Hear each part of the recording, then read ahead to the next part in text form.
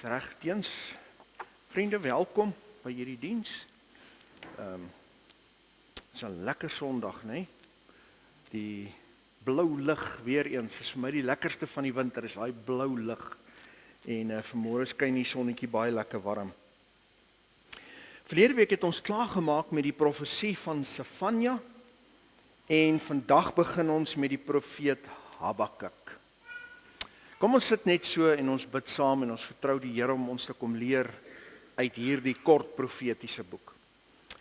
Here, dankie, dankie, dankie dat ons hier kan wees.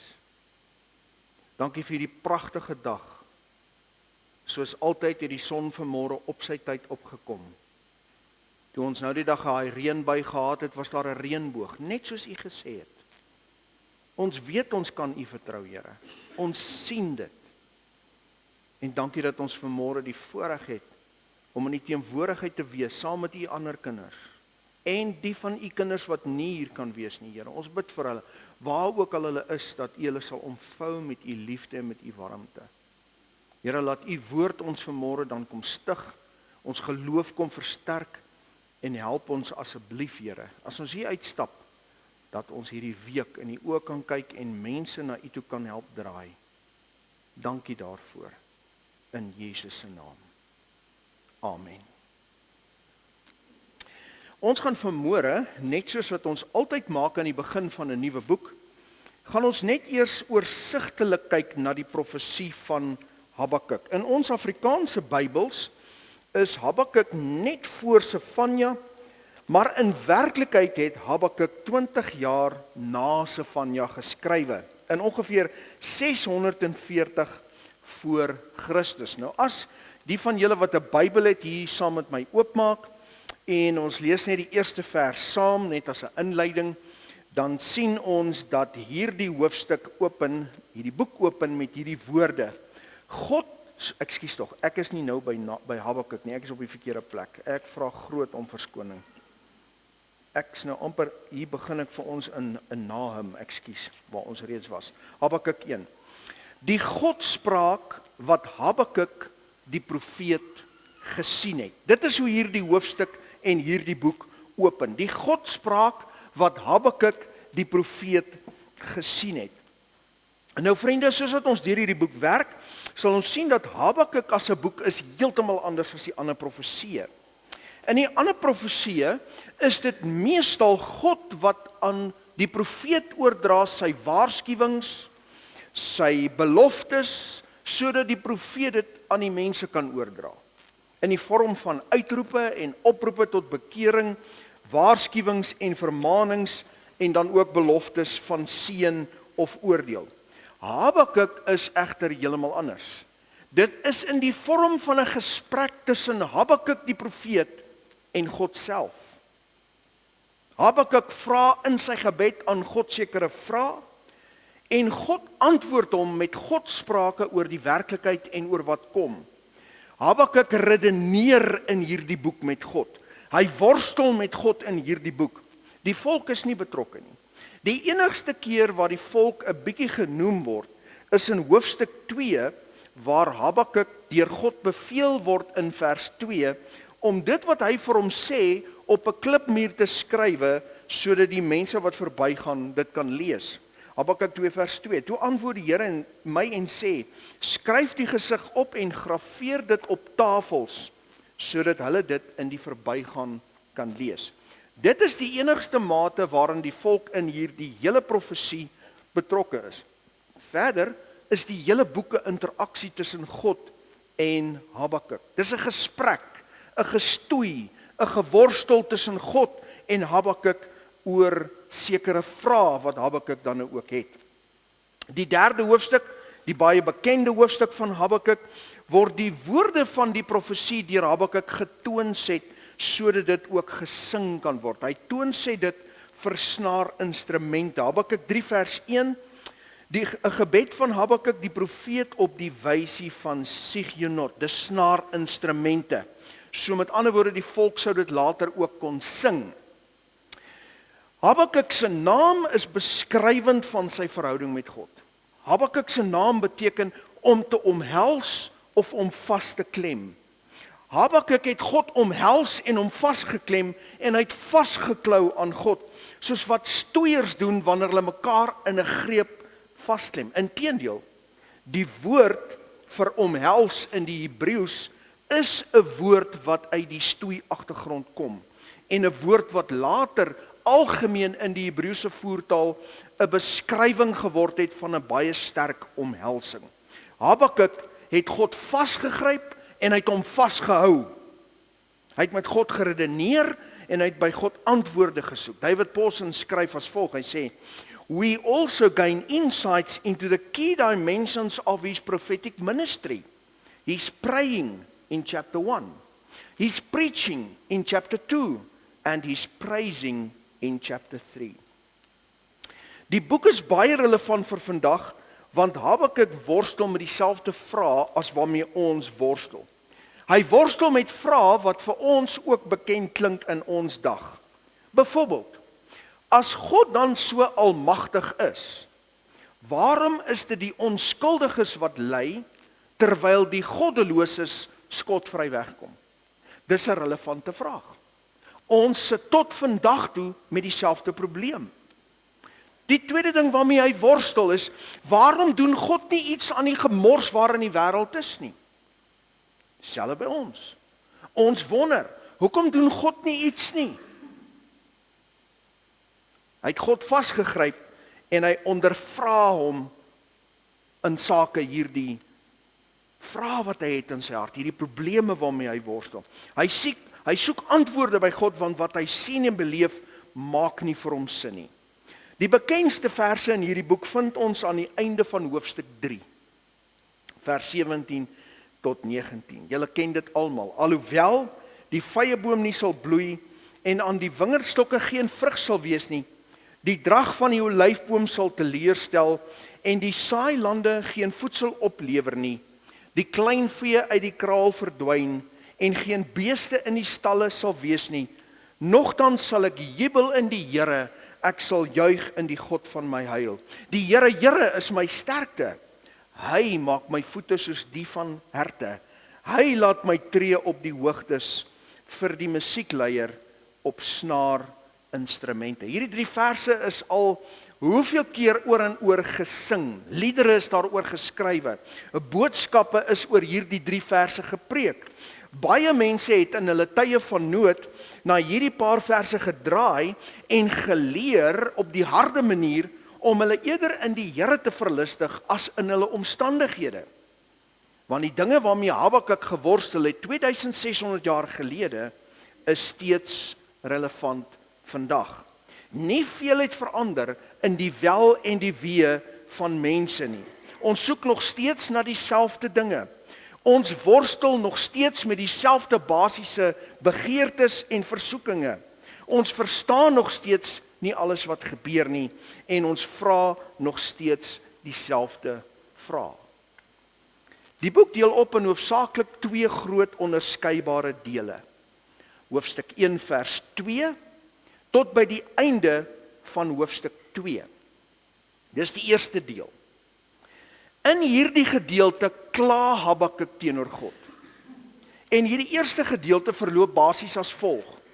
Habakuk kla, hy sê, "U doen te min."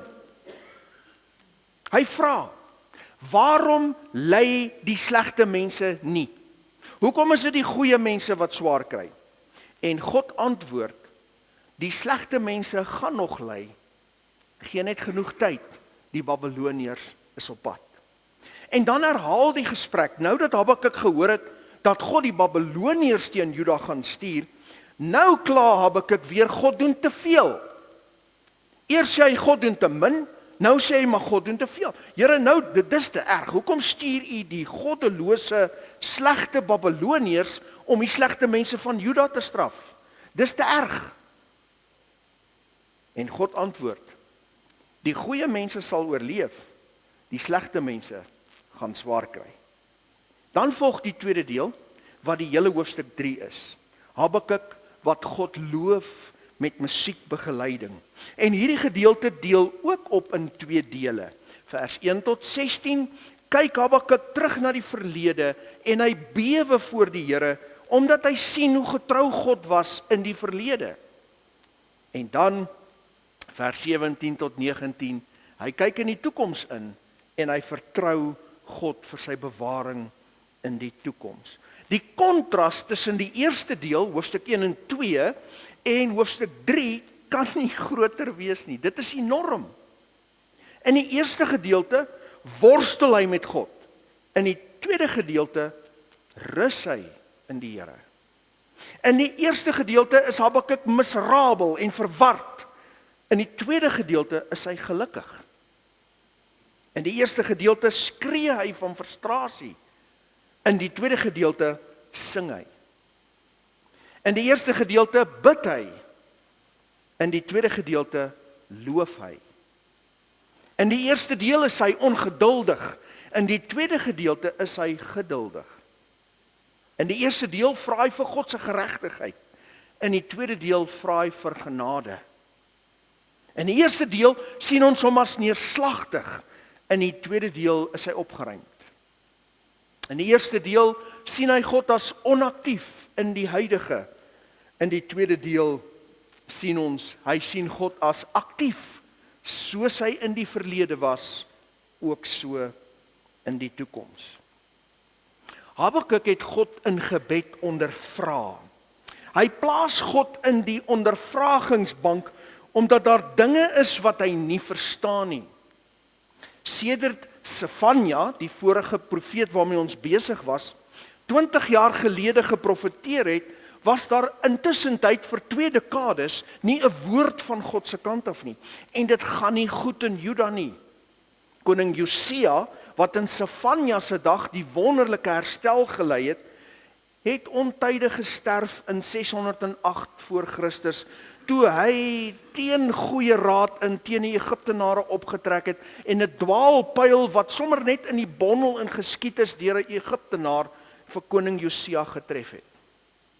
En hy word teruggeneem na Jerusalem, waar hy sterwe. En nou worstel Habakuk met sy opvolger Jojakim, 'n slegte koning, wat sy paleis vergroot terwyl die volk honger ly.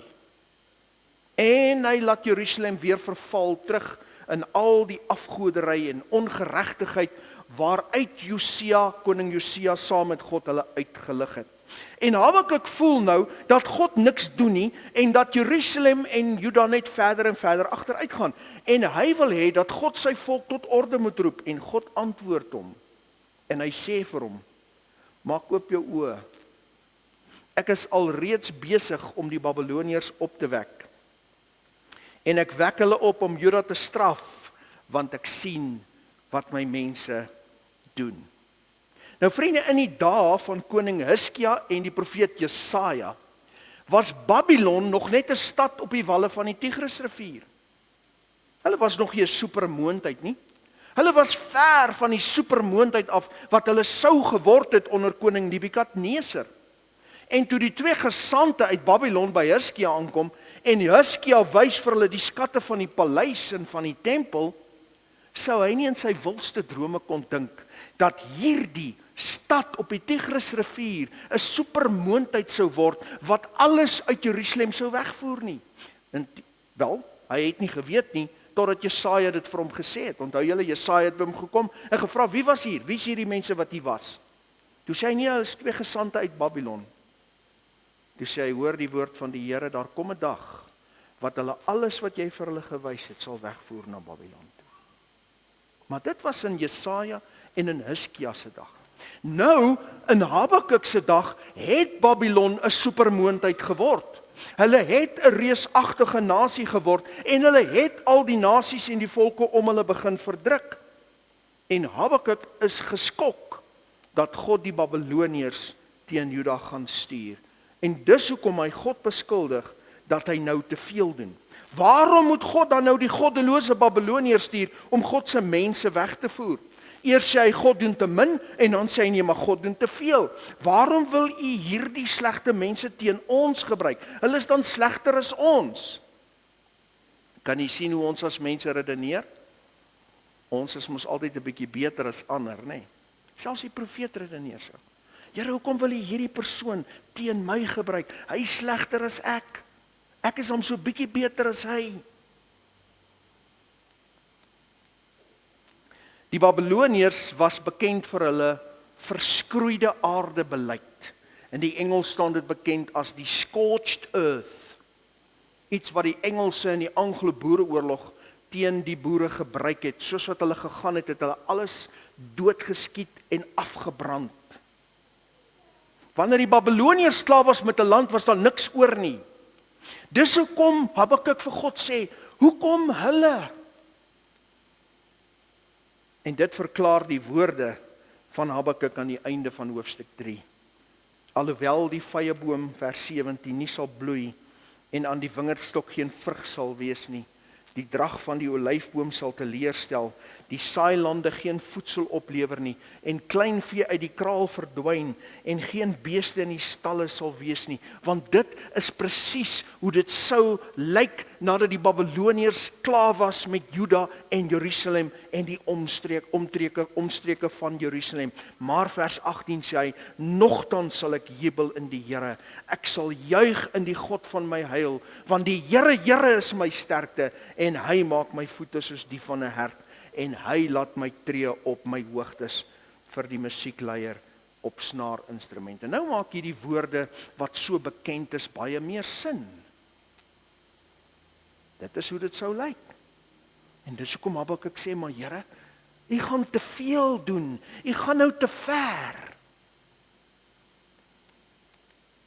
Nou redeneer hy met God en hy sê, Here, as U die Babiloniërs stuur, gaan hulle niemand in Jerusalem spaar nie. Hulle gaan die regverdiges saam met die goddeloses doodmaak. U oorspeel U hand nou.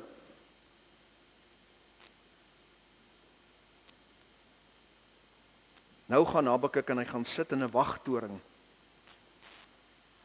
Klim op die muur en hy gaan sit in 'n wagtoring en is asof hy sê, goed, Here, as U dan die Babiloniërs gaan stuur, dan gaan ek nou op die wagtoring sit en wag. Ek wil sien as hulle kom. As daar verkykers was in daai dag, het hy seker daar gesit met 'n verkyker. En die Here sê vir hom, Habakuk, jy's te haastig. Hierdie ding sal kom op sy bestemde tyd. Gaan skryf eerder die woorde van waarskuwing wat ek vir jou gegee het op die muur, sodat die mense wat verbyloop dit kan sien. Want as jy op hierdie muur gaan sit nou, gaan jy lank sit.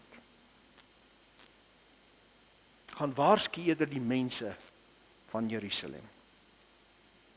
In hierdie gesprek tussen God en die profeet vind ons Habakuk 2 vers 4, bekende vers. Kyk, sy siel is opgeblaas in hom en nie reg nie, maar die regverdige deur sy geloof sal hy lewe. Vers wat Paulus in die Nuwe Testament 2 keer aanhaal. Ook 'n vers wat onder Martin Luther tydens die Reformatie, die Magna Carta, die groot lering van die protestante kerk geword het. Die regverdige deur sy geloof sal hy lewe. En omdat Luther weggebreek het van die vormgodsdienst en die dooie werke van die Romeinse Katolicisme, maak dit sin dat Martin Luther die hele protestante beweging gebou het op hierdie vers. Die regverdige deur sy geloof sal hy lewe. Maar ons sal in hierdie kort reeks ook sien presies wat hierdie vers beteken. 'n Baie dieper betekenis as net dit wat op die oppervlak so lyk. God praat nou verder met Habakuk en hy sê vir hom, alhoewel ek die Babiloniërs gaan gebruik om Juda te oordeel, beteken dit nie dat hulle skotvry sal wegkom soos wat jy vrees nie. In die tweede deel van hoofstuk 2 is daar 'n paar wee wat God oor Babylon uitspreek. En hy sê wee, en hy praat die heeltyd van Babylon. En wee in die woord van die Here, vriende, is 'n vervloeking. Ons heiland het 3 stede so vervloek in die Nuwe Testament, onthou julle? Wee jou Kapernaum, wee jou Chorazin, wee jou Betsaida. En as jy vandag in Israel is, dan sal jy sien nie een van daai 3 stede bestaan meer nie. Jy moet in Tiberias gaan bly, as jy by die see van Galilea is. Daai stede het verdwyn, want Jesus het vir hulle gesê, wee julle. En dis die woorde wat God teen Babylon uitspreek. Wee jou, wee jou, wee jou. En ons weet dat daar van Babylon en Babel vandag niks oor is nie. Hy sê vir Habakuk, ek gaan hulle ook oordeel, so jy kan maar ontspan. Hulle ongeregtigheid en die onderdrukking van die ander nasies om hulle onmenslikheid, hulle bandelose alkoholgebruik en dit wat daaruit gevloei het, hulle afgoderry. Ek sien dit alles en ek gaan hulle oordeel. Jy kan maar ontspan.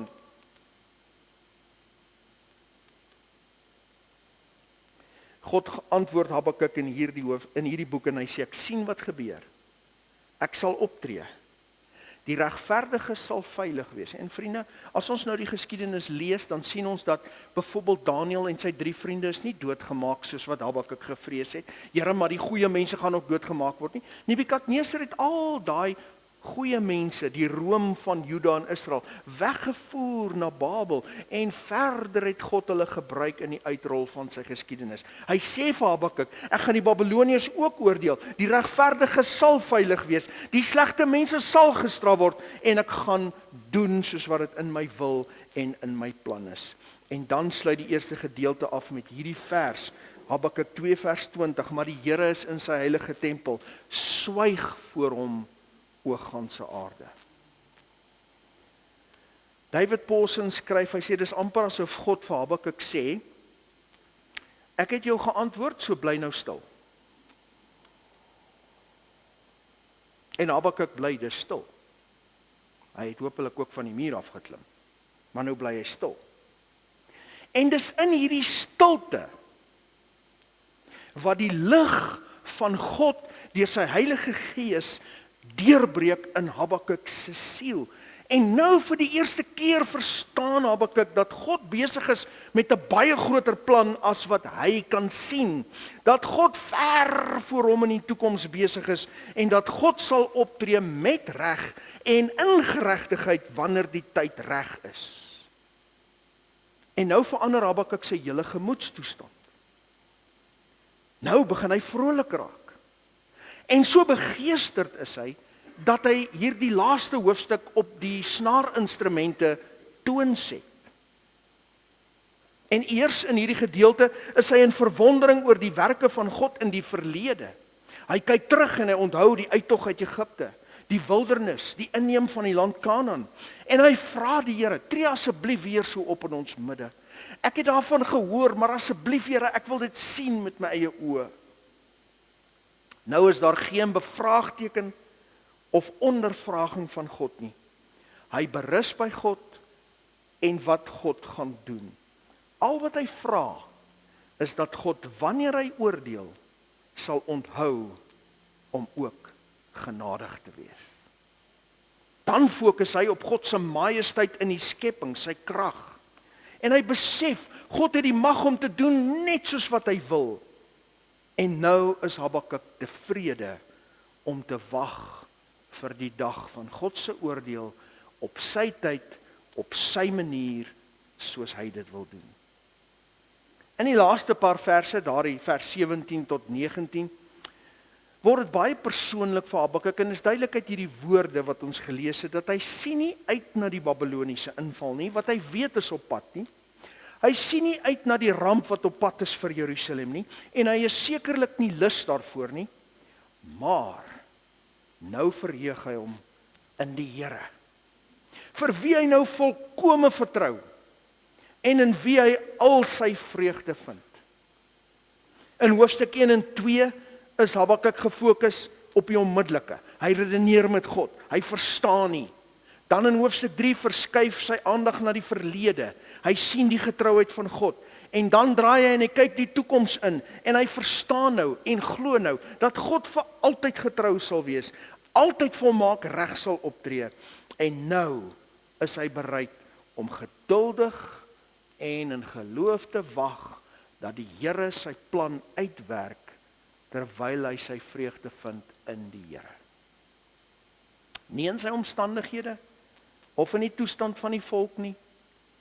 Nie eers die oordeel van God wat op pad is oor sy volk kon hom beroof van sy innerlike vreugde nie. Die gesprek tussen die profeet Habakuk en God wys aan ons 'n paar oorkoepelende waarhede en ek is amper klaar. Eerste ding wat ons sien is, dit is oukei om nie te verstaan nie en daarom gefrustreerd te wees. Dis oukei. God het nie op een stadium vir Habakuk gesê, luister, jy's nou buite jou lyne nie. Hy het God bevraagteken. Hy het die situasie bevraagteken. Hy was gefrustreerd.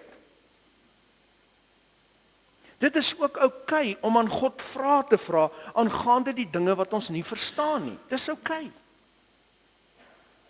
God is geduldig met ons beperktheid, met die feit dat ons stof is, met die feit dat ons nie die groot prentjie sien nie, met die feit dat ons nie alles verstaan nie. Hy's oukei daarmee. So as dit vir jou nodig is om in gebed te gaan en met God te worstel oor sekere dinge en te sê, Here, ek verstaan hierdie nie. Dis oukei. Gaan doen dit. Nog 'n oorkoepelende waarheid. Indien die Here nie sin maak nie, of dit is te pynlik en ontstellend, doen wat Habakuk gedoen het.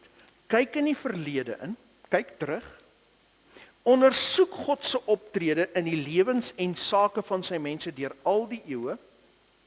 Jy sal vind dat hy absoluut betroubaar is en dat hy homself as absoluut betroubaar bewys het oor en oor en oor sonder uitsondering. En dan kan jy soos Habakuk na die toekoms kyk en in die Here juig en jubel, selfs al weet jy dat daar groot probleme op pad is. Vriende, Habakuk se wêreld was maar net so deur mekaar soos ons wêreld vandag. Niks is niets onder die son nie. Soos die Engelse sê, dit was net so messed up. Die skaal is net heelwat groter vandag. Maar basies is dit dieselfde. Die goddelose heers oor die regverdige. Die goddeloses gaan vooruit en die regverdiges kry swaar. Niks het verander nie. Niks het verander nie. Kyk na hierdie goddelose skelmpolitikuste, nie net in ons land nie, reg oor die wêreld. Hulle oë peel uit so vet as hulle. Maar die regverdiges kry swaar.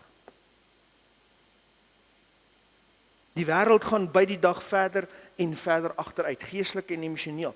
Dit voel of God afwesig is en 'n mens wil uitroep, sien hy dan nie, hoor hy dan nie, gee God dan nie om nie.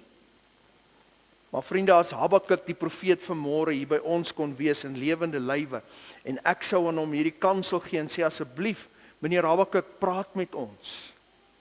Dan sou hy vandag vir ons gesê het, luister mooi, God sien alles, God weet alles, God verstaan alles en hy's bitter ver voor ons in die toekoms besig. Die goddelose mense sal gestraf word, die regverdiges sal lewe, God sal heers en alles sal reg uitwerk volgens sy heilige wil. Want dis wat hy beleef het. Hier sit ons nou 2600 jaar later. Alles wat God aan Habakuk gesê het gaan gebeur, die het gebeur in die fynste detail, presies soos wat God gesê het dit sal gebeur. En steeds is alles besig om presies te ontvou voor ons oë, presies soos wat God aan die profete gewys het dat dit gaan gebeur. Nou, ons het een van twee keuses. Of ons kan worstel met die dinge wat ons nie verstaan nie, en dis oukei, geen probleem nie, die Here het baie geduld met ons. Of ons kan dit doen, of ons kan hom vasgryp, soos Habakuk. Nie om hom te ondervra soos Habakuk nie, maar net om aan hom vas te klou. Want ons het 2600 jaar langer se geskiedenis om na terug te kyk as wat Habakuk gehad het. Ons het baie meer rede om God te vertrou. Ons het geen rede om hom nie te vertrou nie. Ons lewe na Bethlehem en na die kruis. Ons weet dat God sy seun gestuur het om ons te red. Ons het die hele Ou Testament en die hele Nuwe Testament tot ons beskikking. Habakuk het niks van hierdie gehad nie. As hy met die beperkte lig wat hy gehad het, tot die slotsom gekom het dat hy God kan vertrou en dat hy sy vreugde in die Here kan vind, hoe kan ons dan anders as om in die Here te jubel? Ons kan lewe soos daardie dame in die FSA, ek het vir julle hierdie week so 'n videoetjie uitgestuur. Daardie dame in die FSA wat ten spyte van die feit dat sy haar man en haar 2 seuns op een dag in 'n skietery verloor het, en ten spyte van die feit dat sy fase 4 kanker het en nie geld het vir medisyne nie, dat sy ten spyte daarvan in haar eie woorde vir daardie ander predikant gesê het, ek is verslaaf daaraan om hom te loof en te prys. I am addicted to praising him. Ek het so gelag. Daar was hy vir daai dominee sê, can you please move over? En hy sê, verwag jy iemand anders? En sy sê, no, I need my space when I'm starting to sing.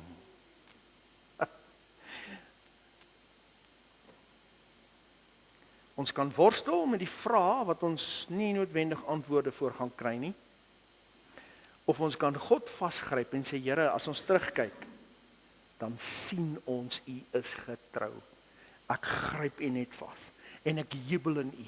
Al gaan hierdie land in gronde, al breek die 3de wêreldoorlog uit, al gaan die petrolprys op na R50 'n liter toe. Here, al moet ons R60 betaal vir brood. Ek gee nie om nie, Here. Ek hou vas aan U. Ek sal U naam loof en prys en ek sal in U jubel, want al is daar nie beeste in die kraal nie, nogtans sal ek my vreugde in U vind.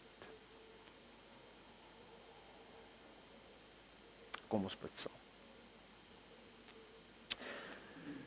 Here, ons het soveel meer inligting as Habakuk. Ons het soveel meer van U te sien as wat hierdie profeet ooit gehad het toe hy op aarde was. Help ons om ook stil te raak soos hy, toe U vir hom sê bly nou stil, dat ons stil sal raak en dat ons sal oordink die verlede. En dan moet ons mos tot die slotsom kom dat U goeie bedoelinge met ons het en dat U getrou is. Nooit een keer het U gefaal nie. Maak nie saak of ons siek word en moet sterwe nie. Maak nie saak of mense om ons sterwe nie. Maak nie saak of ons iemand aan die dood moet afstaan nie. U sê die regverdige sal lewe deur hulle geloof. En dis vir ons genoeg, Here. Ons jubel in U. Ons loof in U. En ons dank U daarvoor. As ons hierdie boek oopmaak, Here, van volgende week af en ons begin in hom inbeweeg, maak ons harte oop dat ons kan sien wat is die waarhede, sodat ons kan groei. Ons vra dit in Jesus se naam. Amen.